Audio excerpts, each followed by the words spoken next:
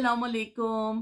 की हाल चाल है ताड़ा? ठीक ठाक हो तुसी सारे? कैसी तबीयत है ताड़ी सारियां दी? अल्लाह करे तुसी सारे हसते रवो ते बसते रवो। ते आ गए हैं जी नायाब जमानियां दे नाल। फिर छाल मार दी असी तो महकमा मौसमियात दस रहा। देखो शक्ल तो भी तुहानू पता चल रहा है बड़ा नेरा होया है ते लाइट जिहड़ी है मैं दसिया हाल तक मेरे कमरे दी लगी नहीं है। तो बहरहाल असी वीडियो बना रहे हैं।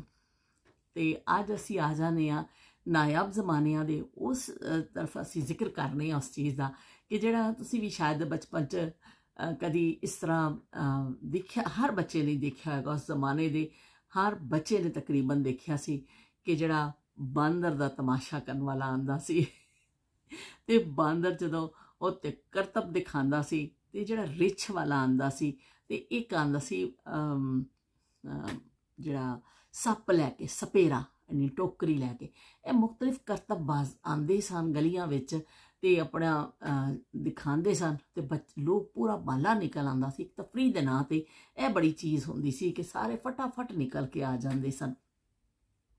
नाच मेरी बुलबुल के पैसा मिलेगा, ऐसा कदरदान तुझे कहाँ मिलेगा। ते नाच मेरी बुलबुल ते ओ फिर जड़ा आंदा सी बांदर, वो बांदर इन्नियां शैवां दसदा सी। बच्चे बड़े खुश होंदे सन। असीं इन्ना खुश होंदे सा कि जदों बांदर नूं कहा जांदा सी हस के दिखा दो बच्चा जमूरा, बच्चा जमूरा ऐसा दंद अपने कढ़ के ना दिखांदा हुंदा सी। सारे बच्चियां ने इन्ना हसना, सानूं इन्ना मज़ा आंदा सी जदों हसदे, सारे लोग हसन लग जांदे सन कि बच्चा जमूरा डांस करके दिखाएगा। बच्चे जमूरे ने यूं यूं करके डांस करके दिखा देता था बच्चा जमूरा। बच्चा जमूरा पानी पी के दिखाएगा। बच्चे जमूरे ने ऐसा लत्त ते लत्त रखनी ते पानी पी के दिखा देना।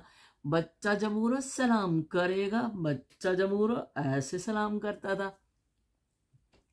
बच्चा जमूरा ये करेगा। बच्चा जमूरा जड़ा वो सारे काम करता जिस तरह उन्होंने सिखाया होंदा सी ना कि डांस करके ते ये सिगरेट भी वादा पींदा, सिगरेट पी के दिखाएगा तो ऐसा करके सूटा ला के दिखांदा होंदा सी।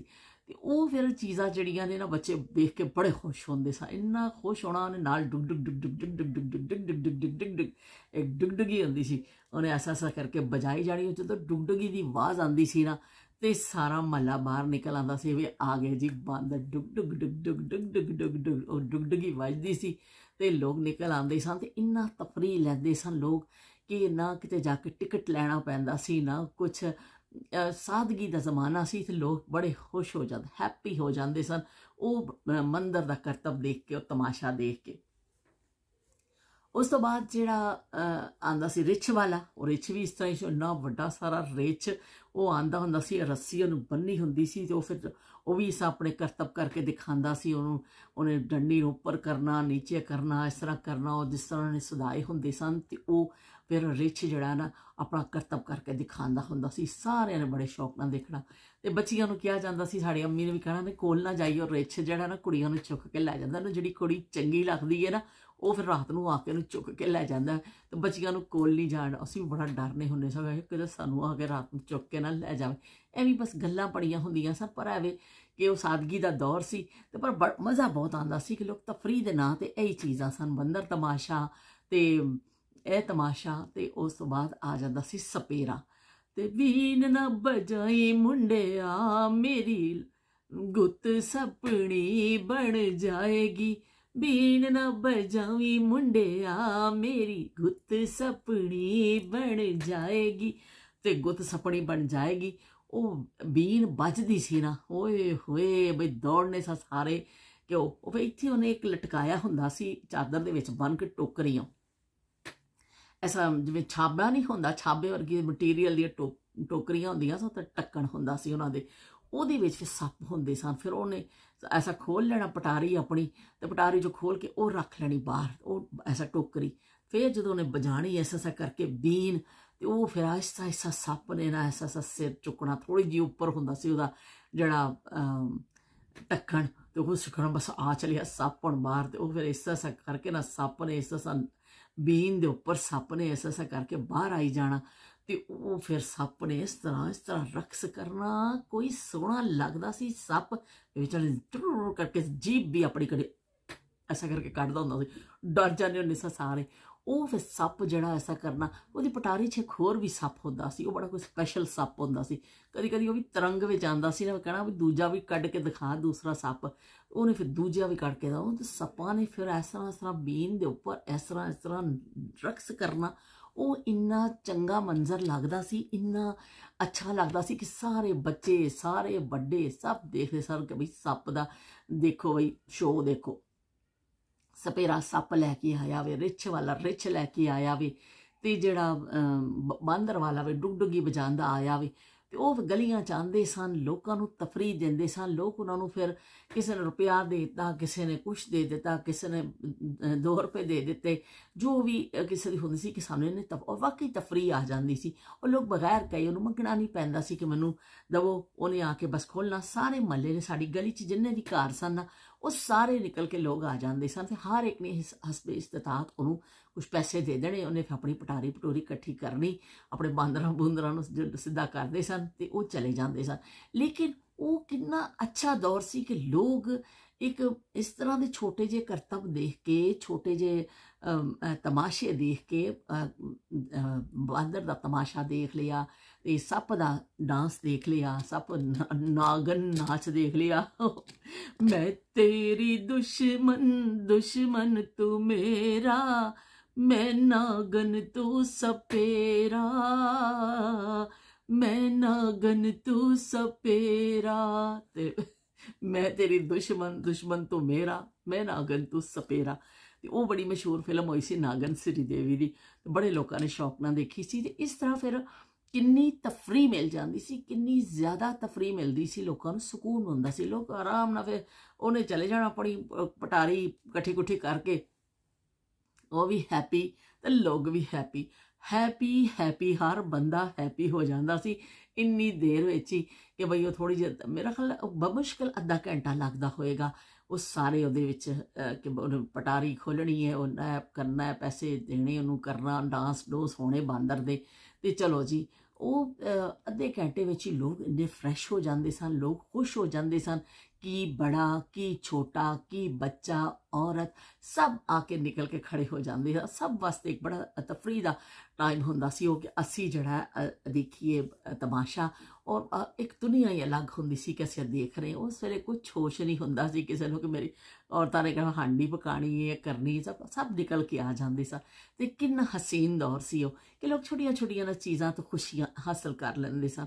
ਅੱਜ ਬੜੇ ਤੋਂ ਬੜਾ ਖਰਚਾ ਕਰ ਲਓ, ਕੁਛ ਨਾ ਕਰ ਲਓ, ਪਰ ਦਿਲ ਦੀ ਖੁਸ਼ੀ, ਦਿਲ ਉਹ ਸਕੂਨ ਨਹੀਂ ਜੇ ਦੁਨੀਆ ਵਿੱਚ ਜਿਹੜਾ ਇੱਕ ਬਾਂਦਰ ਦਾ ਤਮਾਸ਼ਾ ਦੇਖ ਕੇ ਲੋਕਾਂ ਨੂੰ ਮਿਲ ਜਾਂਦਾ ਸੀ, ਜਿਹੜਾ ਸੱਪ ਦਾ ਜਿਹੜਾ ਰਕਸ ਦੇਖ ਕੇ ਲੋਕ ਖੁਸ਼ ਹੋ ਜਾਂਦੇ ਸਨ, ਜਾਂ ਰਿੱਛ ਵਾਲੇ ਨੂੰ ਦੇਖ ਕੇ ਲੋਕ ਉਹਦਾ ਆਪਣੇ ਦੁੱਖ ਭੁੱਲ ਜਾਂਦੇ ਸਨ। ਜੋ ਉਸ ਜ਼ਮਾਨੇ 'ਚ ਇਹ ਸੁਥਰੇ ਜ਼ਮਾਨੇ ਸਨ ਤੇ ਇਹਨਾਂ ਚੀਜ਼ਾਂ 'ਚ ਲੋਕ ਬਹਿਲ ਜਾਂਦੇ ਸਨ।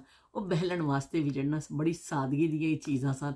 ਅੱਜ ਤੁਹਾਨੂੰ ਬਹਿਲਣ ਵਾਸਤੇ ਵੀ ਬੜੀ ਚਲਾਕੀ ਵਾਲੀਆਂ ਚੀਜ਼ਾਂ ਆ ਗਈਆਂ ਨੇ, ਤੁਸੀਂ ਬਹਿਲਦੇ ਵੀ ਹੋ ਪਰ ਤੁਸੀਂ ਜਿਹੜੇ ਸਮਝੋ ਗੁਲਾਮ ਹੋ ਇਹਨਾਂ ਚੀਜ਼ਾਂ ਦੇ, ਗੁਲਾਮ ਬਣ ਗਏ।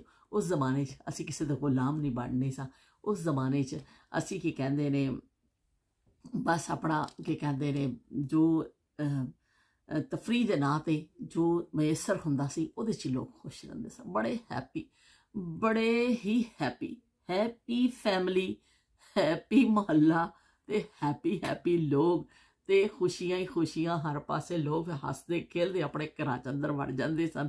ਚਲੋ ਵੀ ਗੱਲ ਮੁੱਕੀ, ਸ਼ੋਅ ਦੇਖ ਲਿਆ ਤੇ ਹੁਣ ਆ ਜਾ ਕੇ ਅੰਦਰ ਆਪਣੇ ਕੰਮਕਾਰ ਕਰੀਏ। ਤੇ ਉਹ ਜਦੋਂ ਤੱਕ ਦੁਬਾਰਾ ਫਿਰ ਉਹ ਨਹੀਂ ਆਉਂਦਾ ਸੀ ਉਦੋਂ ਤੱਕ ਲੋਕ ਖੁਸ਼ ਹੁੰਦੇ ਸਨ।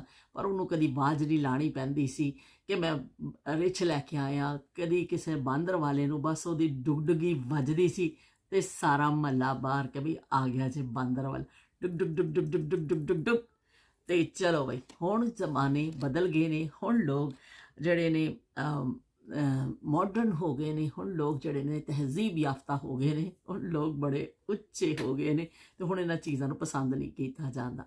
ਬਹਰਹਾਲ ਬਚਪਨ ਦੀ ਜਿਹੜੀਆਂ ਯਾਦਾਂ ਨੇ ਮੈਂ ਤੁਹਾਡੇ ਨਾਲ ਸ਼ੇਅਰ ਕਰ ਲਈਆਂ ਕਿ ਬਚਪਨ ਦੇ ਜਿਹੜੇ ਸਾਡੇ ਦਿਨ ਸਨ ਕਿੰਨੇ ਅੱਛੇ ਸੁਥਰੇ ਦਿਨ ਸਨ ਕਿ ਅਸੀਂ ਇਹਨਾਂ ਚੀਜ਼ਾਂ ਦੇ ਨਾਲ ਹੀ ਖੁਸ਼ ਹੋ ਜਾਂਦੇ ਸਨ। ਸਾਡੇ ਕੋਲ ਜ਼ਿਆਦਾ ਟੋਇਸ ਨਹੀਂ ਹੁੰਦੇ ਸਨ, ਸਾਡੇ ਕੋਲ ਜ਼ਿਆਦਾ ਖਿਡੌਣੇ ਨਹੀਂ ਹੁੰਦੇ ਸਨ, ਸਾਡੇ ਕੋਲ ਜ਼ਿਆਦਾ ਚੀਜ਼ਾਂ ਨਹੀਂ ਹੁੰਦੀਆਂ ਸਨ, ਪਰ ਐਵੇਂ ਕਿ ਲੋਕ ਬੜੇ ਮੁਤਮਈਨ ਸਨ, ਲੋਕ ਬਹੁਤ ਹੀ ਜ਼ਿਆਦਾ ਮੁਤਮਈਨ ਸਨ।